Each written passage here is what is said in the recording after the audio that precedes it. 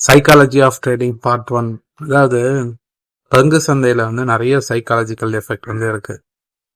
ஆரம்ப கட்டத்துல எல்லாரும் ஃபேஸ் பண்ணக்கூடிய ஒண்ணு என்னன்னு பாத்தீங்கன்னா, ஒரு குயிக் ரீச் மைண்ட் செட். அதாவது ஒரு ஸ்டாக்கை வாங்கினோடனே உடனே ப்ராஃபிட் வரணும் அப்படின்றது நினைக்கிறாங்க. ஒரு ஸ்டாக்கை வாங்கினோடனே உடனே ப்ராஃபிட் வரணுன்றது நம்ம நினைக்கிறோம். ஆனா மார்க்கெட் அதுக்கேற்ற மாதிரி அது மூவ் ஆகும். மார்க்கெட்டோட ரேண்டம்னஸை முதல்ல அண்டர்ஸ்டாண்ட் பண்ணிக்கிங்க. ஒரு ஸ்டாக்கை வாங்கின உடனே நீங்க ப்ராஃபிட் வரணும்னு எதிர்பார்த்து அது ப்ராஃபிட் வரலன்னா நம்ம பண்ற ரிசர்ச் எல்லாம் தப்பு, நம்ம படிக்கிறதெல்லாம் தப்பு. ஸோ அந்த மாதிரி ஒரு மைண்ட் செட்டுக்கு வந்துருவாங்க. சில ஸ்டாக்கு பிரீத் பண்ணி மேலே போகும். சில ஸ்டாக்கு வாங்கின உடனே மூமெண்டம் டக்குன்னு மேலே போயிடும். சில ஸ்டாக்கு வாங்கின உடனே மூமெண்டமே இருக்காம சைட் வேஸ் போய் லாஸ் கூட ஆகலாம். ஸோ அதுக்குன்னு ஒரு டைம் வேணும்.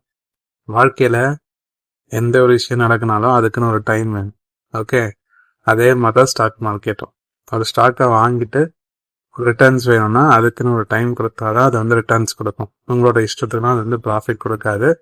அந்த பேஷன்ஸ் பொறுமையா இருந்து ட்ரேட் பண்ணணும் அப்படின்ற பக்குவம் நீங்க ட்ரேட் பண்ண வரும்போது இருக்கணும்.